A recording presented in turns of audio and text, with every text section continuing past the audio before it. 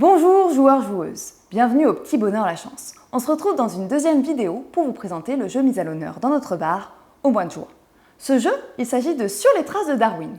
C'est un jeu édité par Sorry We Are French pour 2 à 5 joueurs pour des parties d'environ 30 minutes.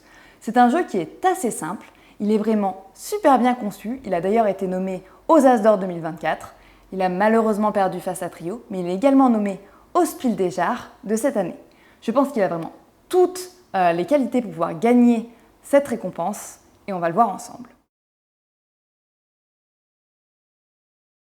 Le jeu est vraiment super bien conçu, autant dans sa jouabilité que dans sa conception matérielle. On a des tuiles qui sont vraiment super épaisses, on a des designs qui sont magnifiques, le jeu il est vraiment terminé au point d'avoir des graphismes au dos des plateaux de jeu. Ces graphismes sont d'ailleurs super beaux, le jeu est bien fini. On a également une conception dans l'aménagement de boîte qui est vraiment bien terminée. C'est très simple à ranger et à la fois rien ne bouge. Le petit sachet pour pouvoir mettre les jetons, il est en tissu. On a même un petit graphisme au fond de la boîte. À l'intérieur du capot, on a également d'autres petits dessins. C'est vraiment magnifique. Maintenant, passons au jeu en lui-même. Vous êtes des naturalistes. Vous allez aider Charles Darwin à terminer son livre sur l'origine des espèces. Vous allez commencer un périple à bord du Beagle, autour du monde, pour pouvoir récolter des informations sur les diverses espèces, pouvoir publier des théories, cartographier les zones, etc. etc. Pour la mise en place, nous pouvons voir déjà qu'il y a un plateau central, mais que chaque personne va également avoir un plateau individuel pour pouvoir poser ses tuiles. Sur le plateau central, nous pouvons voir plusieurs choses. Déjà, une réserve de théorie. Chaque personne commence avec une théorie sur son plateau, qui a été aléatoirement piochée au début de la partie. Nous avons également une réserve de guide, on verra à quoi ils servent un peu plus tard. Chaque personne commence également avec un jeton guide. Nous avons une réserve de publication, une réserve de jetons boussole, le petit bateau Beagle que nous plaçons sur l'icône en début de partie, le jeton Darwin qui sera attribué au premier joueur et du coup des tuiles. Nous avons 9 tuiles au centre et une réserve de 12 tuiles par joueur en tant que pioche. Là, nous avons 36 tuiles puisque j'ai préparé une partie pour 3 joueurs. Alors, comment se déroule une partie ? Nous allons déjà commencer par désigner le premier joueur. Le premier joueur est la personne qui a le plus récemment voyagé en bateau. Si cette méthode ne vous convient pas, libre à vous de choisir une autre méthode pour désigner le premier joueur. Nous allons admettre que je suis le premier joueur et je prends le jeton Darwin. Ce jeton Darwin permettra à la personne qui l'a en fin de partie devant elle d'avoir un bonus de 2 points de victoire. Je vais ensuite pouvoir choisir une tuile qui est dans la ligne du Beagle. Cette tuile que je vais choisir va être placée sur mon plateau selon plusieurs éléments, mais elle va également indiquer le nombre de déplacements que va effectuer le Beagle. Donc si je prends la première tuile, le Beagle va avancer d'1. Si je prends la deuxième tuile, le Beagle avancera de 2. Si je prends la troisième tuile, le Beagle avancera de 3. Alors, comment choisir une tuile ? Sur les tuiles, nous avons plusieurs informations. Déjà, la première information que nous allons pouvoir voir, c'est l'information en haut à gauche qui nous indique une petite icône avec une couleur. Alors cette couleur va correspondre à l'emplacement, à la localisation où nous pouvons trouver l'animal. Donc en l'occurrence, la grue du Japon, nous allons la trouver en Asie. Et l'icône, l'espèce.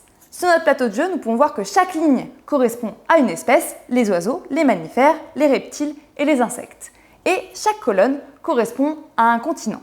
Je cherche à pouvoir poser la grue du Japon, donc ce sera en Asie parmi les oiseaux, donc je pourrai la placer ici.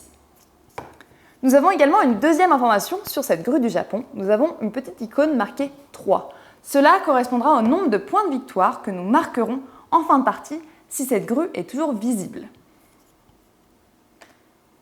Nous avons également d'autres récompenses qui peuvent être récupérées avec les tuiles. Donc par exemple, sur cette tuile-là, je vais pouvoir récupérer une boussole au moment où je la pose. Donc je pose mon petit reptile, je récupère tout de suite une petite boussole de la réserve et je la pose sur mon plateau dans la limite de 5 boussoles. Nous avons également des petites tuiles avec des icônes de cartes. À la fin de la partie, vous allez multiplier votre nombre de boussoles que vous aurez posées par le nombre d'icônes cartes encore visibles sur votre plateau. Nous avons également des tuiles qui vont nous rapporter un jeton guide dans la limite de 2 guides sur votre plateau en réserve. Nous avons également des tuiles qui vont avoir une petite icône de couronne qui vont nous permettre de récupérer le jeton Darwin au moment où nous plongeons la tuile. Admettons qu'à mon tour, je prenne le pan bleu. Je prends le pan bleu, je le pose ici et je récupère du coup la petite récompense de boussole qui va avec. Je complète du coup la tuile et j'avance d'un. Mon voisin va pouvoir choisir du coup une tuile parmi les 3 disponibles. Il va choisir à son tour également une tuile qui pourra lui rapporter une boussole. Donc il va la poser sur les reptiles, récupérer la récompense de boussole, avancer de 1 et compléter. Tac. À son tour, notre ami ici va récupérer le condor des Andes. Il ne peut récupérer aucun jeton, ce sera des points pour la fin de la partie si c'est encore visible. J'avance donc de 2, puisque nous sommes à 2 cases du Beagle. À mon tour de jeu, je décide de récupérer la grue du Japon. Cette grue du Japon sera placée au même endroit que le pan bleu. Je peux recouvrir déjà une tuile déjà précédemment posée, sachant que la récompense du pan bleu, je l'ai déjà récupérée. J'ai tout intérêt donc à recouvrir avec des points de victoire cette tuile. Donc je recouvre avec la grue du Japon. Au moment où je recouvre, je peux choisir de récupérer une nouvelle théorie, la poser sur mon plateau. Ça me rapportera les points de victoire associés à cette théorie. Donc je choisis de récupérer cette théorie-là et je la remplace aussitôt par la première de la pioche. Si à un moment donné, je complète soit une ligne, soit une colonne, je peux du coup récupérer un petit jeton publication qui me rapportera un bonus de 5 points de victoire en fin de partie et le poser sur mon plateau de jeu. Nous avons vu les théories, la cartographie, les publications, les boussoles. Maintenant, il nous reste les jetons guides. À quoi servent ces jetons guides? Ces jetons guides vont nous servir de petits jokers.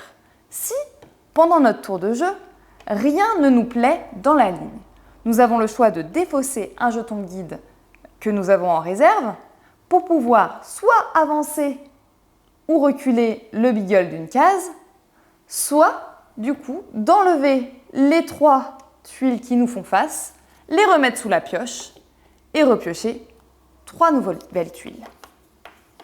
Petite tuile que nous n'avons pas encore vue également, il s'agit des tuiles naturalistes. Ces tuiles naturalistes nous accordent double bonus, donc là en l'occurrence un guide et une boussole. Vous avez le droit de poser 3 naturalistes en tout sur votre plateau. Vous le posez ici, pas question de les recouvrir. La partie s'achève au moment où il n'y a plus de tuiles dans la pioche, au moment où chacun aura posé du coup 12 tuiles sur son plateau. À ce moment-là, vous pourrez du coup commencer le décompte des points. Vous allez prendre les points de victoire directement visibles sur chacune des tuiles, les additionner, prendre également le nombre de cartes encore visibles sur votre plateau, le multiplier par le nombre de boussoles que vous aurez. Cela vous donnera également un nombre de points de victoire à additionner.